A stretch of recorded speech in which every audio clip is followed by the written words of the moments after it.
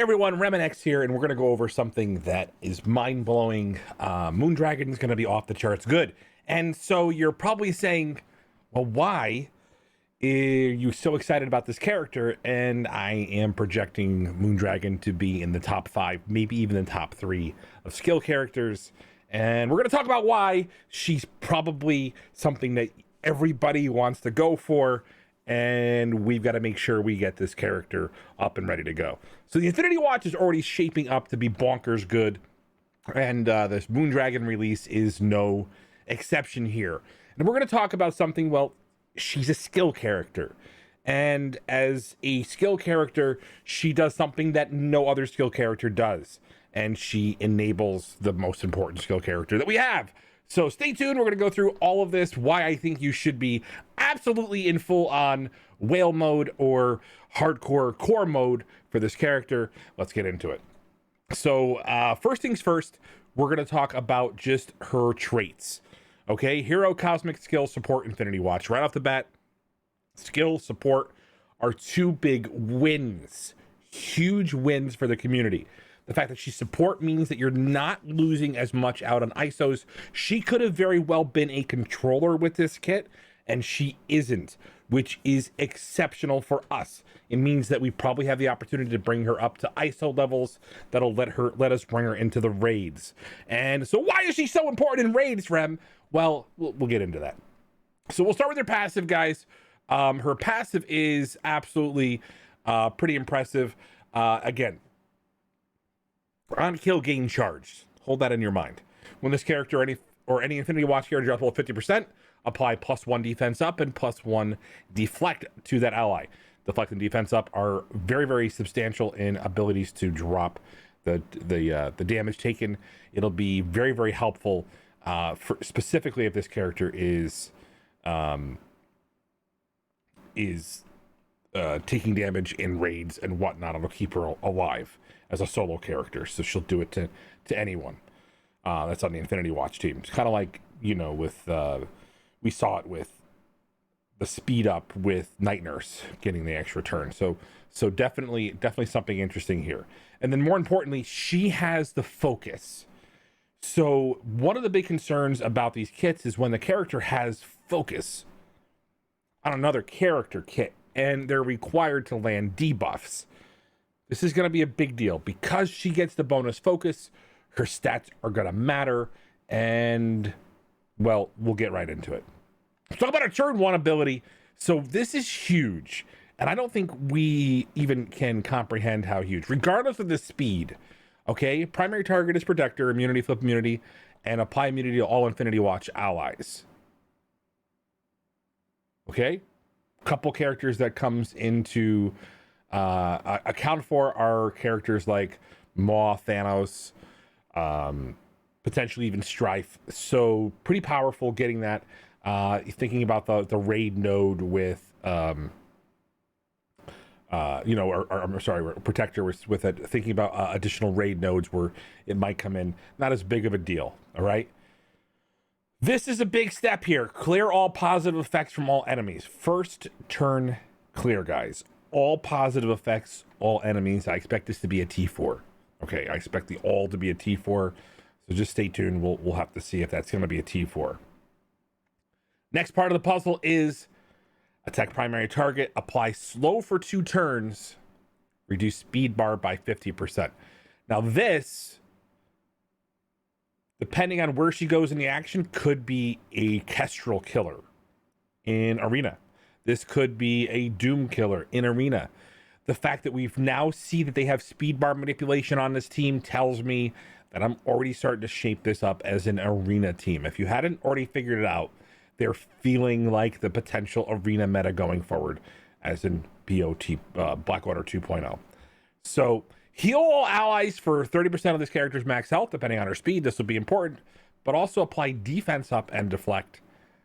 Big deal, okay? And then it's 1,000% focused, so that doesn't matter. But here's where it gets better. This is where I think her kit shines. On her second turn, she does what we've been looking for in skill to make the raids a lot easier. Heal all allies for 30% of this character's max health. Okay, well, that's okay. Defense down for 2 turns to all enemies. Okay. This makes her what I want to call a Kestrel enabler. Because she can apply defense down for 2 turns, she is basically allowing Kestrel to do her thing. And so this pairing and skill makes her probably one of the raid essential characters. And on top of that, she's going to attack all enemies for 400% damage. And as this is written, it's going to be defense down, attack, so Kestrel will respond to this attack immediately. Very, very powerful. Looks like she's going to be attacking them with defense down. We'll definitely verify this on launch day, but it looks like they're going to get the defense down for 2 turns. So this is essentially getting the benefit of the defense down when it's written like this. We'll find out again. Sometimes the way it appears here in this file does, or in this format, it doesn't represent what the kit actually does. But if this is actually what we think it is, this is off the charts god tier. Okay? We don't have a skill character that just does this much damage. She is the epitome of skill. And the fact that she's doing all these things means, well, harder. And so we're gonna look at just really quickly at where I'm projecting her to kind of pop up over here. You'll see I've highlighted Yelena Belova because I'm farming her, and she didn't really pop off the way that we thought she did. Still missing something in the character kit. Gamora, potentially another skill character. Infinity Watch pairing. We have to watch and see if the kit. Remember, we're going to be doing that the day the patch goes live. We're going to be evaluating them on that Doom 3-2 to see if the Gamora Nebula combo can get more done by themselves. And this will hopefully give us an indicator of what new players should be going for here. More importantly, we've got very, very specifically, if we're evaluating characters, right? Zemo is about to get, well, he's about to be pushed back a little bit on the list. And the main reason is he's going to be challenged in Arena to be effective with Safeguard. Safeguard really is a Zemo killer. And so while he's still in the top 5 characters, where he ends up as a result of Adam Warlock's presence will really come down to this patch.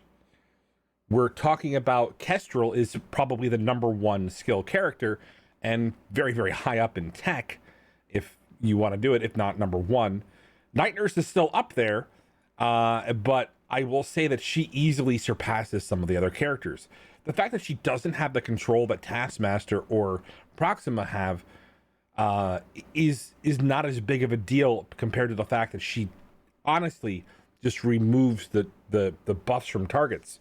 So where Taskmaster would be reliable, hopefully stealing the offense up from Kestrel, we can potentially rely on Moondragon to basically remove it, removing things like immunity and whatnot, because of the fact that she is just so powerful. She has that extra focus. So I am probably putting her way up on that list. Okay, easily in the top 5. I don't see anybody else even coming close to her. So is this good for the game? I mean, is this quantum leap in power level and function a big deal? And I'm gonna say this. Well, Kestrel is also kind of the counter for Infinity Watch. Just think about it. Kestrel and Surfer can do some of the things that to Infinity Watch, depending on how you get their speed to work. Like ability blocking, potentially Adam Warlock in certain categories. It's just we'll go through it. There's going to be some windows of operation that'll let you dismantle the Infinity Watch team, and I think Kestrel and Surfer are the gifts to the community to help you overcome this team that's coming out later on. I know I'm saying this right now. They very well could have not found those sweet spots, but I think without Kestrel and without Surfer, I don't think you had a chance to compete in Arena against what is probably shaping up to be a Kraken team. That being said, this will help you guys in the raids. The fact that she's support means she's not competing with other characters as much as far as support goes. She's definitely in the top of the support category. We'll kind of just show you guys that really quickly, just from ideas of characters that you may want to ISO level 5. I think she definitely pops up really, really high in this category. So realistically, this is something that at the end of the day, character you want to bring to the raid, she is going to be absolutely amazing. I'm excited to see what she does. I expect her to be expensive as far as T4s and full kit. So save your T4s, get some skill ready. She's going to be the Kestrel enabler that we need to make this skill raid a lot easier. And going forward, we're going to be reevaluating this as the new raid tiers get announced, and hopefully get you guys into some additional content and figure out how to navigate this ISO chart. Remember, guy, do things so you don't have to, and I spent a long time evaluating this kit, and I'm pretty hyped over it, as you can see. Check you soon.